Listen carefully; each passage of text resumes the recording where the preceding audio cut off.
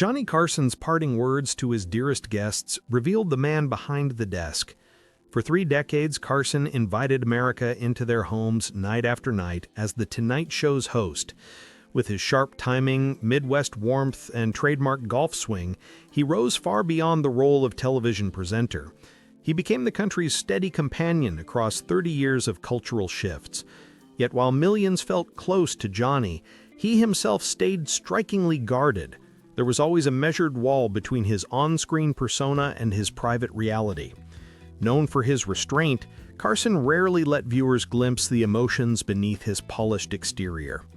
Johnny played the role of Johnny Carson on TV, explained late Tonight Show producer Fred DeCordova. The true man was layered, reflective, sometimes brooding, and highly selective about his trust. That same discretion shaped his professional connections as well. Across roughly 22,000 Tonight Show appearances, only a rare few won Carson's real affection and respect. Those select guests reached the authentic man behind the desk, creating bonds deeper than the usual host and guest rapport. There were regular guests, and then there were Johnny's guests, remembered one veteran writer. The contrast was clear to anyone working on the program. With most stars, he remained impeccably courteous but emotionally distant. With his chosen few, something visibly shifted. His energy, his focus, and even the brightness in his expression came alive. With them, he was fully engaged. Some of these moments unfolded on camera, now preserved in television history. Others took place in quiet backstage corners, later retold by witnesses. Together they paint a fuller picture of a man who, though ever present in America's homes, kept much of himself an unsolved puzzle through his life and afterward. These were his final connections.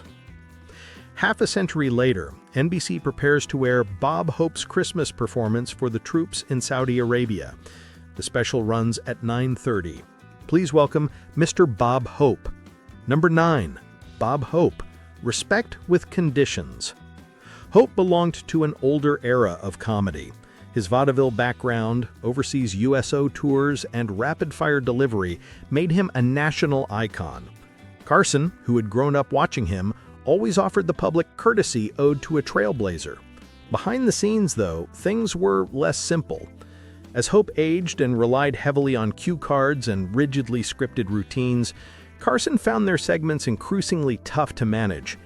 Johnny admired Hope's legacy deeply, said a staffer who knew them both.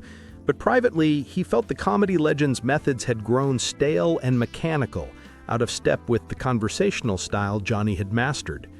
Despite those private doubts, Carson never let his demeanor slip when Hope appeared on air. During Hope's last Tonight Show visit, viewers saw nothing but Carson's visible admiration, never his hidden reservations.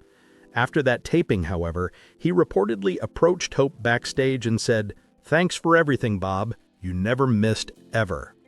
A stagehand who overheard described it as pure Johnny, praising Hope's legendary consistency and preparation.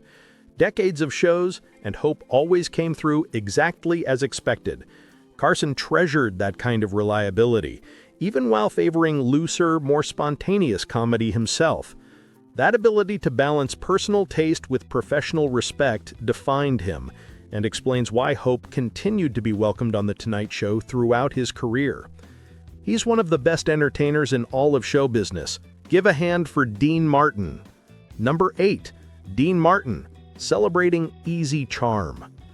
Few visitors drew out Carson's mischievous side as often as Dean Martin. With his effortless magnetism and the cultivated image of a tipsy crooner, Martin embodied the kind of cool Carson openly admired. His appearances carried an unpredictability that even Carson, the master of control, seemed to relish. Whether Martin was missing his chair on purpose, forgetting answers mid-thought, or steering conversations into playful chaos, he created genuine spontaneity that thrilled both the audience and Carson. Crew members often remarked that Carson valued Martin's refusal to treat the talk show format too seriously. This stood out in contrast to overly rehearsed guests. In Martin's last Tonight Show appearance, their easy chemistry showed once again. As Martin headed off stage, Carson reportedly told him, "Don't ever change, Dino. the world still needs one man who refuses to take life too seriously. The exact phrasing isn't preserved on tape, but several longtime staffers were called the essence of that goodbye. Carson's remark showed his admiration for Martin's disregard of Hollywood rules, something Carson himself may have longed for under the limits of his nightly duties. A Tonight Show producer remembered Johnny once saying that Dean was the one guest who made him wish the program went on longer. That was remarkable from Carson, who usually kept one eye glued to the clock. This shared admiration built an ease between them that turned into television magic, giving audiences a Carson who was looser and more spontaneous than with most visitors. I've admired this man for many years, and he's been a treasured guest on our stage. Let's bring out Mr. George Burns. Number 7, George Burns. Celebrating the veteran of comedy. George Burns stood as a direct link to vaudeville and the birth of American humor, a living history Carson, the student of comedy, revered. Burns kept returning to The Tonight Show even in his 90s. Carson consistently gave those appearances uncommon respect. A writer explained that Johnny regarded George as comedy royalty. He even prepared differently whenever Burns was scheduled, digging deeper into research and choosing his questions with extra care. For those moments, he acted more like a student than a seasoned host. Burns wrote in his autobiography, "If Johnny Carson likes you, you're untouchable," recognizing Carson's sway in the industry. Carson, in turn, expressed his gratitude through both on-air respect and private words to his team. During what turned out to be Burns's last Tonight Show visit, Carson told him live, "George, you're the only guy I know who grows funnier every year." That moment, preserved on tape, captured Carson's real admiration for Burns's longevity and vitality. Crew members later shared that Carson would often remark that George proved age was just another setup for a punchline, a thought that appealed to Carson as he reflected on comedy's generational shifts and his role in them. A Tonight Show director noted how much Johnny admired George for continuing to evolve his material. He wasn't leaning on nostalgia or simply coasting on reputation. He kept working, always searching for fresh connections with his audience. Carson valued that devotion to the art. Burns's visits gave Johnny something rare. As the years stretched on, they offered him the chance to be the learner instead of the master, taking lessons from a man who'd been performing since Johnny was a boy. I can't overstate how I feel about Lucille Ball. She is pure artist, and a test of comedy is how well it endures. Number 6, Lucille Ball.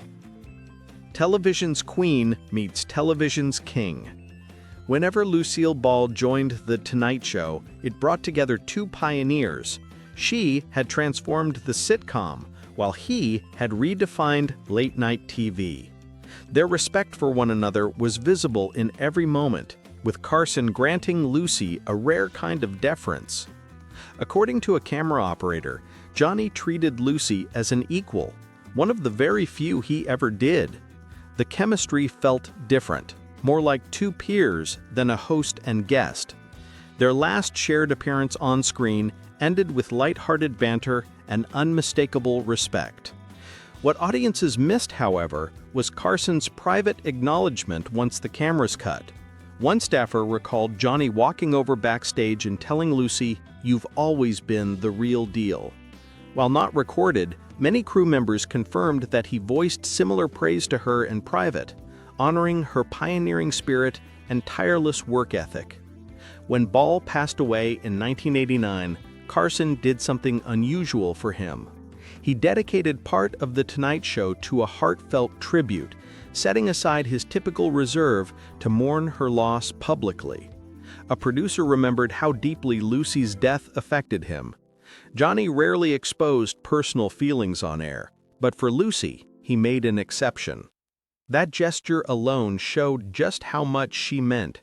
His choice to openly pay tribute revealed a genuine bond, one that broke through the emotional distance he usually guarded so carefully. Here is a man legendary in his own time, It may sound cliché, but it is true. Back from England, with more chapters added to his story, please welcome Jack Benny. Number 5. Jack Benny, Master of Timing. Of all comedians, Jack Benny's impact on Carson's style was the clearest. Benny's flawless timing, his brilliant pauses, and his ease in being the target of the joke shaped much of Carson's Tonight Show presence. Carson often credited him as a defining influence and treated every appearance with deep regard. During those nights, viewers saw Johnny in a rare role. He became the eager student honoring the teacher he revered. A Tonight Show director recalled that Johnny deferred to Benny in ways he never did with anyone else, crafting setups just so Jack could deliver, then sitting back to watch him work. It completely flipped Johnny's normal pacing. After Benny's last visit, colleagues said Carson privately told him, "You showed me how to really listen." Though secondhand, that line echoed Johnny's many public comments about Benny's lessons, especially the importance of reacting rather than always driving the moment. Instead of the hard punchline, it was the pause that mattered. Carson often admitted Benny showed him silence could land harder than a joke, said a close friend. Early in his career, he broke down Jack's timing, studying how anticipation could turn stillness into laughter. That technical respect grew into deep admiration, with Carson viewing Benny as comedy royalty who shaped his own craft. He later regretted those words. Dumb Indian. And then there was Burt Reynolds, the ultimate prankster. Few guests unleashed Johnny's playful side like Reynolds did. Their famous on-air chemistry, full of pranks, water fights, and banter, produced some of the show's most iconic and unscripted moments. "Burt gets the game," Carson remarked to a producer after one unforgettable night. Most others never did. The game was striking the balance between entertainment and authenticity, something Carson rarely found in Hollywood guests. Reynolds knew the secret. Real TV came from surprise, not rehearsed stories. Their rivalry started when Reynolds unexpectedly slapped Carson with shaving cream during what should have been a standard interview. Instead of frustration, Johnny loved it, and a legendary friendship took root. On Reynolds' last Tonight Show visit, Carson told him on air, "Don't ever stop coming back, Burt. You keep me honest." Crew members later revealed Johnny valued Reynolds' gift for cutting through the artifice of celebrity talk shows, injecting the kind of unpredictability late night often lacked. Burt never took himself too seriously, one writer explained. In a business full of polished egos, Reynolds happily played the fool, letting laughs matter more than image. Carson found that liberating. His admiration stretched beyond the stage, with friends saying Johnny often called Reynolds one of the rare guests who truly surprised him in the best way. And then came Carol Burnett, the guest who radiated light. Among all who sat on that couch, she held a unique place in Carson's world. Her warmth, sharp humor, and genuine nature made her a welcome presence across his long run. Unlike most guests, she didn't come to sell anything. She came to create television worth watching. "Carol brings sunshine," Carson once told Ed McMahon after her segment. What set Burnett apart was Carson's willingness to hand over control of his tightly managed show whenever she visited. He let her run long, talk directly with the crowd, and even take over parts of the program. Quote, "Johnny trusted Carol completely," said one producer, end quote. He knew her instincts were as sharp as his own, that she'd never make him or the show look bad, and that her spontaneity always led somewhere fun. This was clear in the freedom he gave her, so unlike his usual grip on format and timing. Staff recalled Carson saying before her spots, "Let Carol do whatever she wants. She never disappoints." After her final Tonight Show visit, he reportedly told her backstage, "If I could build the whole show around just one person, it would be you." Though remembered through staff accounts, that sentiment matched his public admiration for her gifts on and off screen.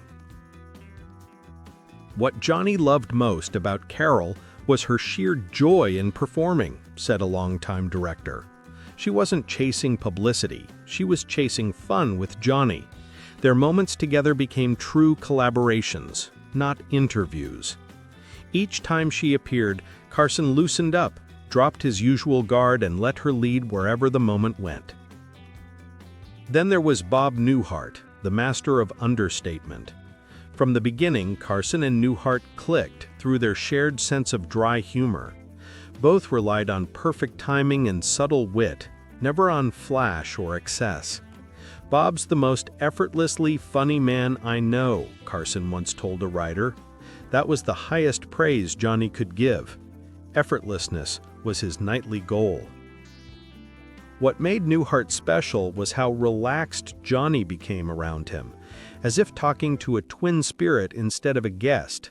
Their Midwestern roots and similar style created a rhythm that felt natural, unforced. Watching Johnny with Bob was like hearing two jazz players who just know when to step in and when to hold back, one director observed. Their timing blended so perfectly, with neither man overshadowing the other. That professional admiration grew into true friendship, with Carson even golfing with Newhart, something he rarely shared with showbiz peers. After Newhart's last Tonight Show spot, Carson reportedly told him, "Nobody made it look easier, but I know how hard you worked." Though not caught on tape, colleagues confirmed Johnny often voiced that exact respect for Newhart's craft, knowing how much invisible effort effortless comedy required. Quote, "Johnny saw himself in Bob," said a producer who knew both men. They each made humor out of precision instead of noise, timing instead of antics, and they both made it appear simple, though it never was. That bond translated into Tonight Show moments that felt less like talk show interviews and more like overhearing two masters at work. And finally, Jimmy Stewart, the guest who broke through Johnny's armor. Out of decades of celebrity exchanges, one moment still stands tallest. In 1981, Stewart joined the show and, at Carson's urging, read a poem about his late golden retriever, Bo. The verses about Bo's quirks and his absence touched everyone in the room. When Stewart finished, Carson, usually so composed, wiped away tears and quietly said, "Thank you for sharing that, Jimmy."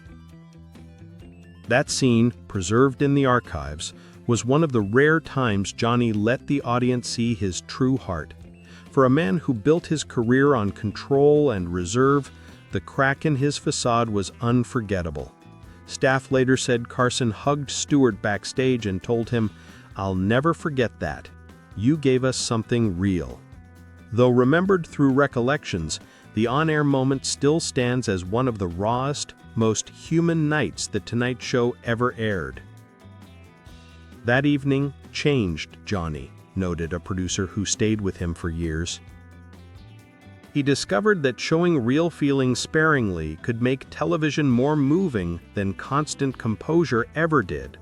This shift didn't turn him into someone often emotional on screen, but it cracked open a door he had long kept locked. With his Midwestern modesty and natural humility, Stewart reached Carson in a way almost no one else did, creating a rare moment of shared humanity that broke through the polished image and left behind a lasting impression. These 9 final conversations reveal more than just Johnny's favorites or friendships. They show the core of his values, his approach to the craft, and what he truly admired beyond celebrity. He looked up to mastery, the precision of comedians like Jack Benny and Bob Newhart, whose effortless humor came from years of careful practice. He placed great weight on authenticity, the warmth of Carol Burnett, the honest emotion of Jimmy Stewart, and he respected entertainers like Burt Reynolds and Dean Martin, who kept ego in check. A longtime producer explained that Johnny's favorite guests were always the ones who shared his principles about what truly made television memorable. He He honored those who worked hard yet never lost their humility, performers who knew that reaching people mattered more than self-promotion. These bonds gave audiences brief chances to see past Johnny's reserve, moments when the consummate host revealed himself as simply a man grateful for those who touched his life. For someone as guarded as Johnny, these ties carried real weight, recalled a close friend. Few were allowed behind the wall, and those who did gained something truly uncommon. For viewers, such moments offered fleeting but powerful glimpses of the man beneath the legend. This was the figure whose sharp wit, refined taste, and quiet integrity shaped entertainment for 30 years, while still remaining partly mysterious. Carson's most enduring gift may not have been just timing or interviews, but his rare willingness to let the mask slip. On occasion, he allowed us to see past the polish into the truth of genuine connection. In those uncommon moments, like when Stewart read his poem and Johnny's eyes welled, we weren't just watching a TV star, we were witnessing honesty that could not be scripted. A man reacting with unguarded sincerity to another soul. These weren't just celebrity encounters, they were the people who made Johnny lower his defenses and reveal his heart. And in those final exchanges, we were offered a rare view of the person behind the desk, the man himself.